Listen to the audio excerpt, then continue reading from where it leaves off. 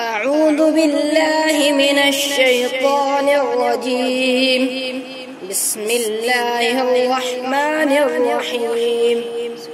ما شاء الله. ولقد آتينا لقمان الحكمة أن اشكر لله ومن يشكر فإنما يشكر لنفسه ومن كفر فإن الله غني حميد. ما شاء الله. وإذ قال لقمان لابنه وهو يعظه يا بني لا تشرك بالله إن الشرك لظلم عظيم. ما شاء الله. ووصينا الإنسان بوالديه حملته أمه وهنا على وهن وفصاله في عامين أن اشكر لي ولوالديك إلي المصير. فإن جاهداك على أن تشرك بي ما ليس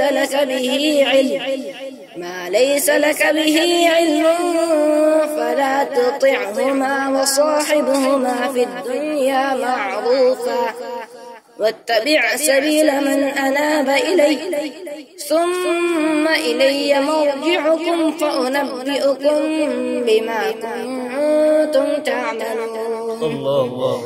يا بني إنها إن تك مثقال حبة من خردل فتكن في صخرة أو في السماوات أو في الأرض يأت بها الله إن الله لطيف خبير. يا بني أقم الصلاة وأمر بالمعروف وانه عن المنكر واصبر على ما أصابك إن ذلك من عزم الأمور.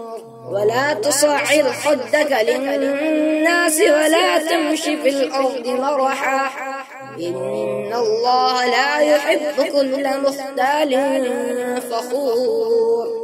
واقصد في مشيك واغضض من صوتك إن أنكر الأصوات لصوت الحمير.